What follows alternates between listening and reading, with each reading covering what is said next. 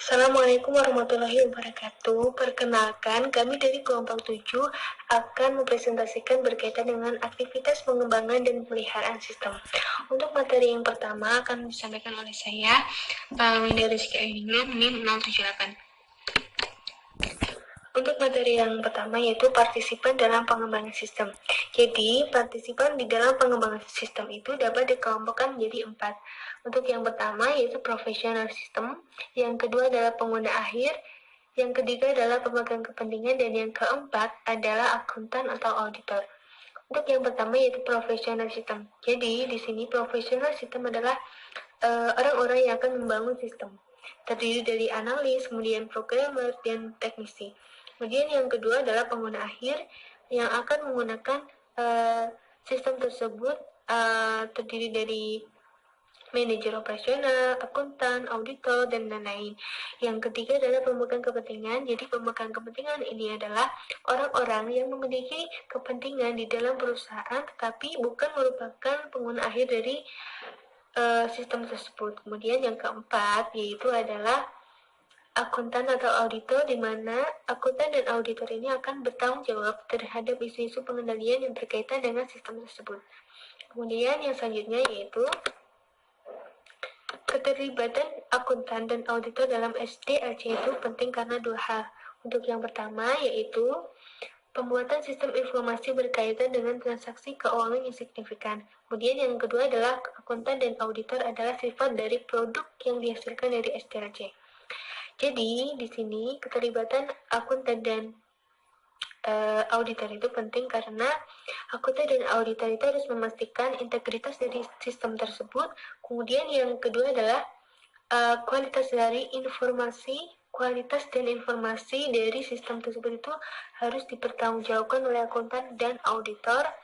Dan akuntan dan auditor itu harus menentukan bahwa penggunaan peraturan akuntansi juga diterapkan dalam sistem tersebut.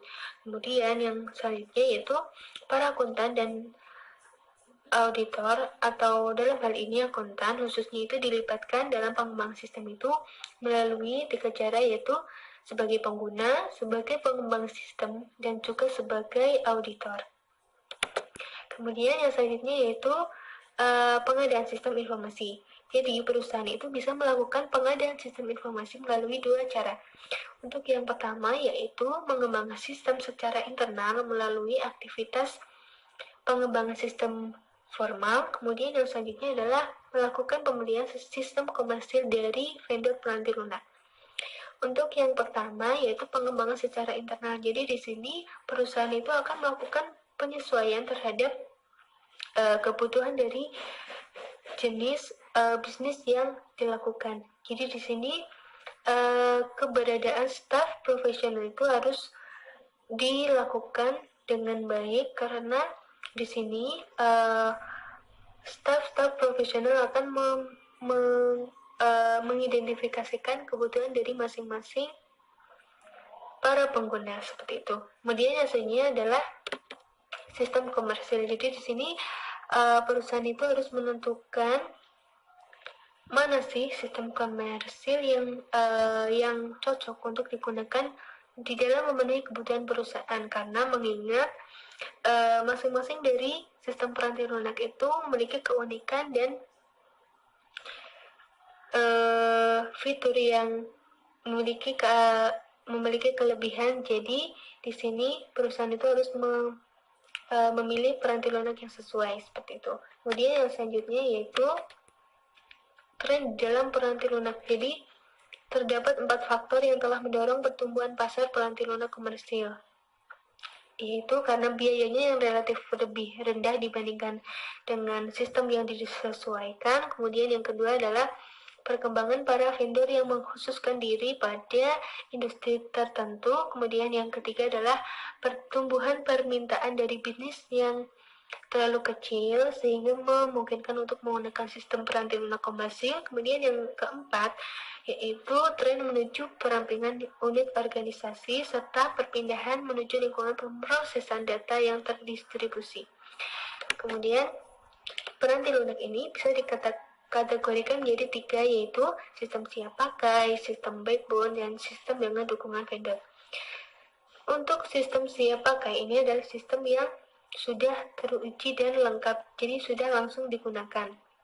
Nah, contohnya yaitu adalah sistem akuntansi umum, sistem bertujuan khusus, dan sistem otomatisasi kantor.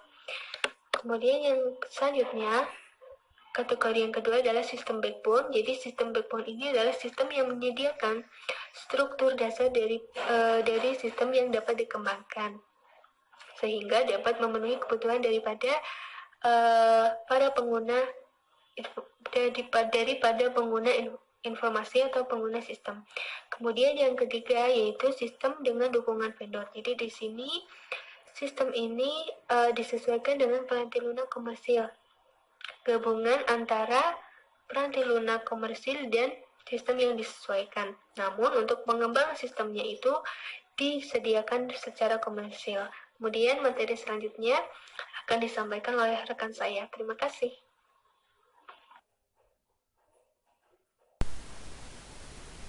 Selanjutnya ada jenis sistem komersial. Yang pertama, sistem siap pakai atau turnkey system adalah sistem yang sepenuhnya lengkap dan teruji serta yang siap untuk diimplementasikan.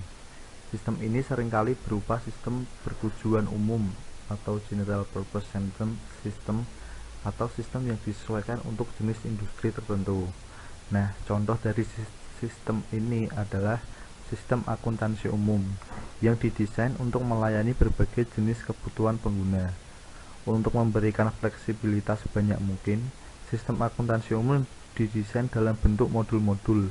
Hal ini memungkinkan para pengguna untuk membeli modul-modul yang memenuhi kebutuhan tertentu mereka. Yang kedua, ada sistem backbone system. Sistem ini menyediakan struktur sistem dasar yang dapat dikembangkan. Sistem backbone dilengkapi dengan semua modul pemrosesan utama yang telah diprogram. Vendor akan mendesain dan memprogram antarmuka pengguna untuk menyesuaikan dengan kebutuhan pengguna. Beberapa sistem perencanaan sumber daya perusahaan menawarkan banyak sekali modul untuk menangani hampir semua proses bisnis, dan semuanya dapat dihubungkan tanpa terlihat dalam satu sistem tunggal. Yang selanjutnya ada sistem dukungan vendor, adalah gabungan dari sistem yang disesuaikan dengan piranti lunak komersial. Dalam pendekatan ini, vendor mengembangkan dan memelihara sistem yang disesuaikan bagi para kliennya. Sistem itu sendiri merupakan produk yang disesuaikan, akan tetapi layanan pengembangan sistemnya disediakan secara komersial. Selanjutnya, keunggulan dan kelemahan piranti lunak komersial. Keunggulannya ada 3 macam: waktu implementasi, biaya, keandalan. Kelemahannya independensi, kebutuhan akan sistem yang disesuaikan, serta pemeliharaan. Dari keunggulan dulu, waktu implementasi. Sistem yang disesuaikan seringkali membutuhkan waktu lama untuk pengembangannya, berbulan-bulan atau bahkan beberapa tahun harus dilewati sebelum sebuah sistem yang disesuaikan dapat dikembangkan melalui prosedur pengembangan internal. Namun, untuk sistem piranti lunak komersial ini dapat diimplementasikan hampir secara langsung pada saat timbul kebutuhan. Penggunanya tidak harus menunggu. Yang kedua, biaya. Seorang pengguna akan secara penuh menanggung biaya pengembangan internal. Namun, karena biaya piranti lunak komersial disebarkan ke banyak pengguna, biaya per unit berkurang hingga menjadi sebagian kecil saja dari sistem yang dikembangkan secara internal. Yang ketiga, keandalan. Kebanyakan piranti lunak komersial telah diuji secara menyeluruh sebelum dilepas ke pasar. Segala kesalahan sistem yang tidak ditemukan dalam pengujian akan dapat ditemukan oleh perusahaan pengguna sistem ketika piranti lunak dirilis dan dapat segera diperbaiki. Walaupun tidak ada sistem yang dijamin bebas dari kesalahan, piranti lunak komersial memiliki lebih sedikit kesalahan daripada sistem yang dikembangkan secara internal. Kelemahannya yang pertama, masalah independensi. Membeli sistem yang didukung oleh vendor membuat perusahaan bergantung pada vendor untuk pemeliharaan. Pengguna akan menghadapi resiko vendor tidak lagi mendukung sistem tersebut atau bahkan bangkrut. Hal ini mungkin merupakan kelemahan paling besar dari sistem yang didukung oleh vendor. Yang kedua, kebutuhan akan sistem yang disesuaikan. Keunggulan utama dari pengembangan secara internal adalah kemampuan untuk menghasilkan berbagai aplikasi yang memiliki spesifikasi tepat seperti yang dibutuhkan.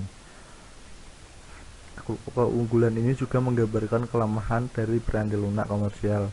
Kadang kebutuhan bersifat unik dan kompleks, padahal piranti lunak komersial yang tersedia terlalu umum atau terlalu tidak fleksibel. Yang ketiga, pemeliharaan.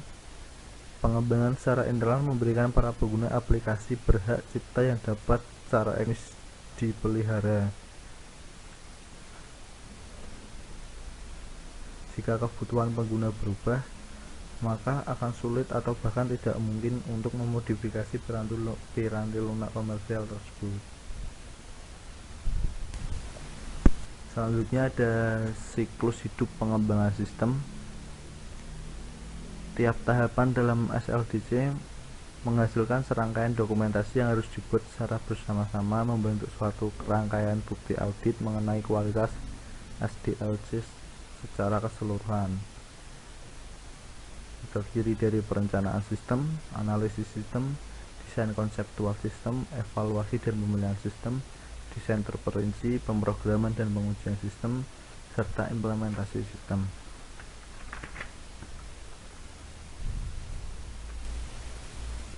Tujuan dari perencanaan sistem adalah menghubungkan berbagai proyek sistem atau aplikasi dengan tujuan strategis perusahaan. Bahkan, dasar untuk perencanaan sistem adalah bisnis perusahaan yang menspesifikasikan kemana perusahaan rencananya akan menuju dan bagaimana cara perusahaan untuk mencapai tujuan tersebut. Dalam melakukan perencanaan sistem itu terdapat komite pengarah untuk memberikan petunjuk dan mengkaji status dari berbagai proyek sistem. Komposisi sistem komite pengarah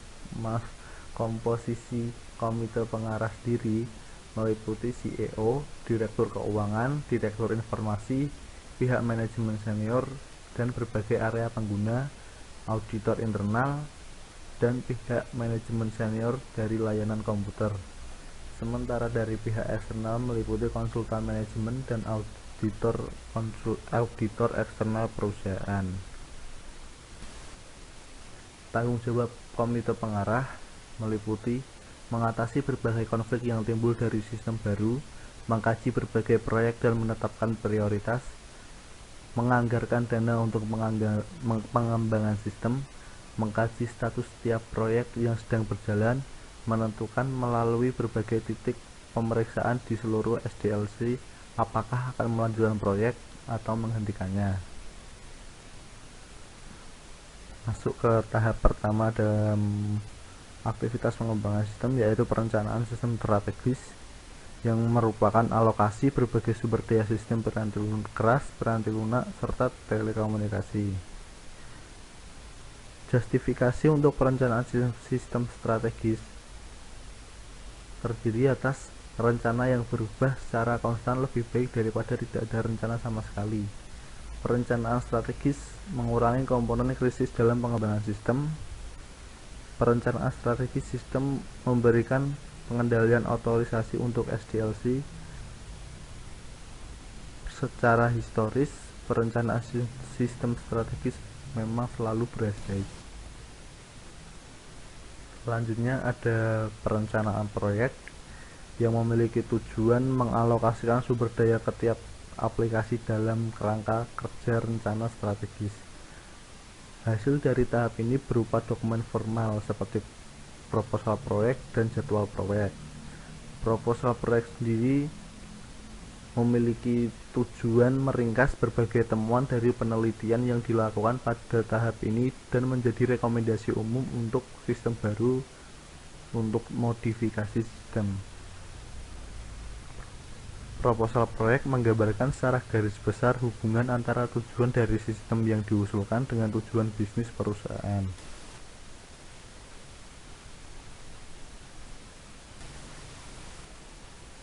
Jadwal proyek adalah anggaran waktu dan biaya untuk semua tahap dalam SDLC.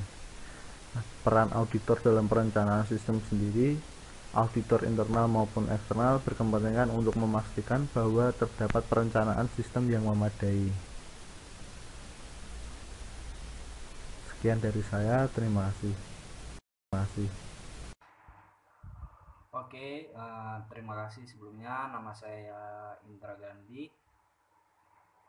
Saya ingin melanjutkan apa yang sudah dijelaskan oleh Saudara Fatur mengenai tahap survei.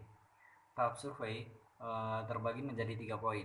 Yang pertama ada analis, seringkali memulai analisis dengan menentukan elemen apa saja jika ada dari sistem yang ada yang harus dipertahankan sebagai bagian dari sistem yang baru itu.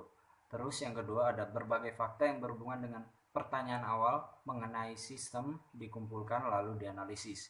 Dan kemudian ketika semua fakta yang relevan telah dikumpulkan dan dianalisis, analis harus melakukan penilaian atas sistem yang ada, menyurvei sistem yang ada memiliki berbagai kelemahan dan keunggulan. Untuk kelemahannya, menyurvei sistem yang ada itu ada 2. Pertama, lubang atau tendensi analis yang menjadi terhisap di dalam dan kemudian terbenam oleh pekerjaan menyurvei sistem warisan yang ada. Terus yang kedua, berpikir dalam kotak. Itu maksudnya adalah beberapa pihak berargumentasi bahwa survei sistem yang telah ada akan menghambat ide baru.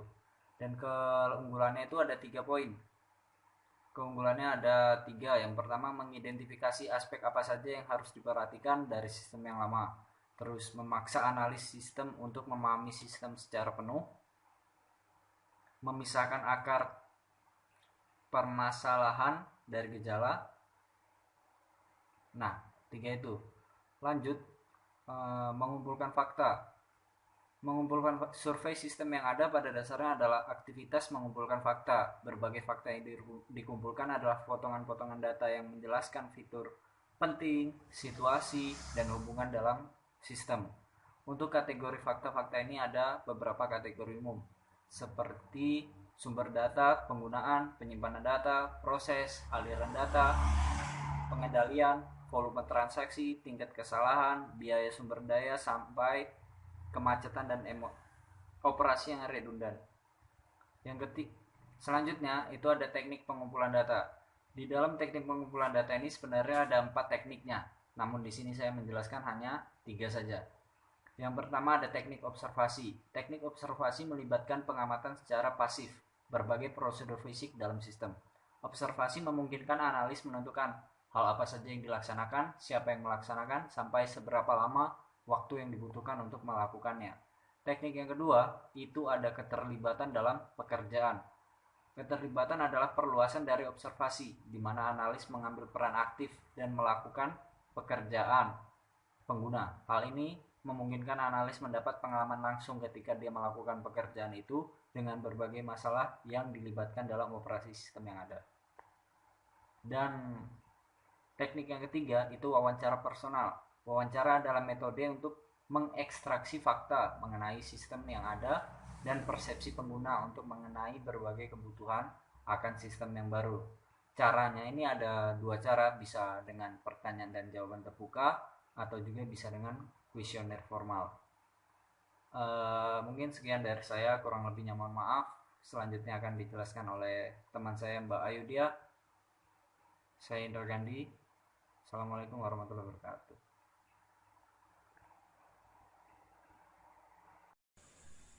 Untuk selanjutnya akan dijelaskan oleh saya, Ayudia Puspitasari, NIM 122.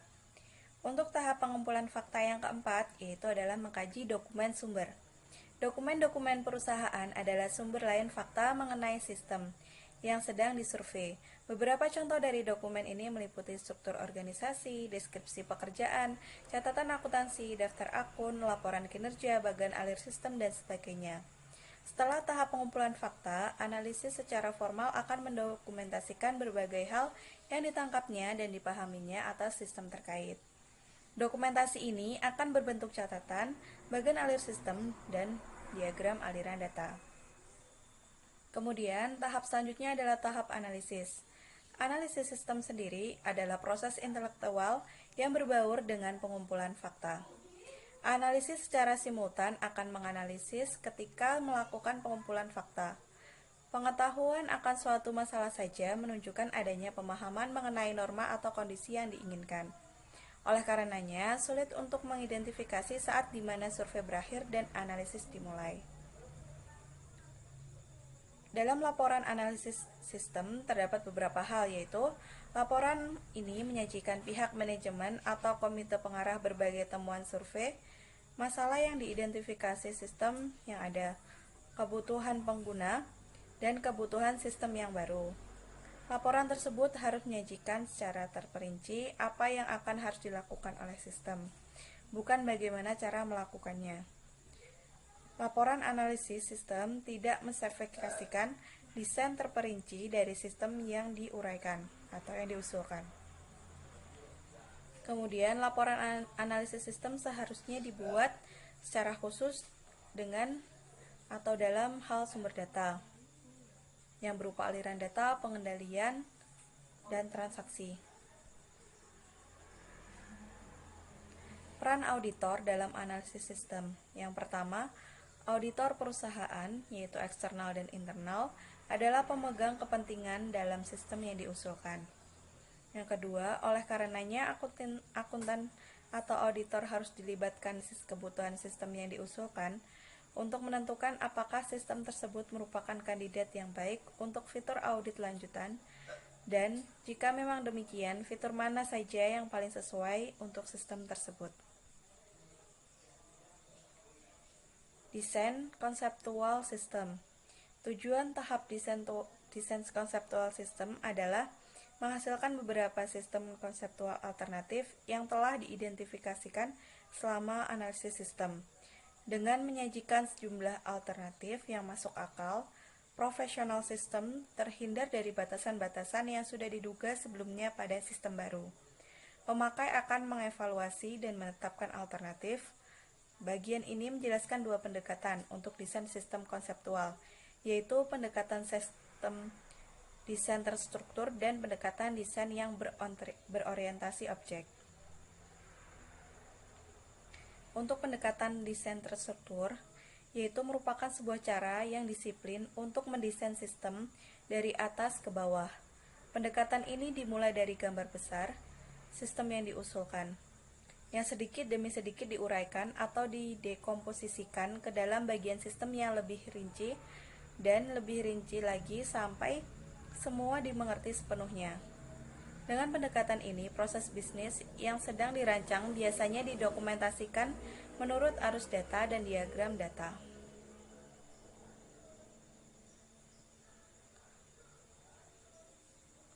Dalam figur 4/5 menunjukkan dua desain konseptual alternatif untuk sistem pembelian. Desain ini kurang memiliki rincian yang diperlukan untuk mengimplementasikan sistem. Misalnya, mereka tidak memasukkan komponen-komponen yang diperlukan seperti struktur record database, rincian pemrosesan, teknik-teknik kontrol spesifik, format untuk layar input dan dokumen sumber, dan format laporan output. Akan tetapi, desain tersebut memiliki perincian yang memadai untuk menunjukkan bagaimana kedua sistem tersebut secara konseptual berbeda dari segi fungsinya. Untuk pendekatan yang berorientasi objek adalah untuk membangun sebuah sistem informasi dari komponen atau objek standar yang dapat digunakan berulang kali. Pendekatan ini bisa disamakan dengan proses pembuatan sebuah mobil. Para pabrikan mobil tidak membuat sistem-sistem baru dari nol. Kenyataannya, model-model baru dibuat dari komponen standar yang juga digunakan untuk model lain. Misalnya, setiap model mobil yang dihasilkan oleh pabrikan tertentu biasanya menggunakan mesin, kotak gigi, alternator, paras roda, radio, dan lain-lain yang jenisnya sama. Kemudian peran auditor dalam desain sistem konseptual ini adalah auditor merupakan stakeholder dalam semua sistem keuangan dan karenanya memiliki kepentingan dalam tahap desain konseptual dan sistem tersebut. Auditabilitas sebuah sistem sebagian bergantung pada karakteristik desainnya. Sebagian teknik-teknik audit komputer mensyaratkan bahwa sistem didesain dengan fitur-fitur audit spesial yang menyatu dengan sistem tersebut. Untuk sistem-sistem seperti itu, fitur-fitur audit ini harus dimasukkan dalam desain konseptual. Sekian presentasi dari kelompok 7. Terima kasih.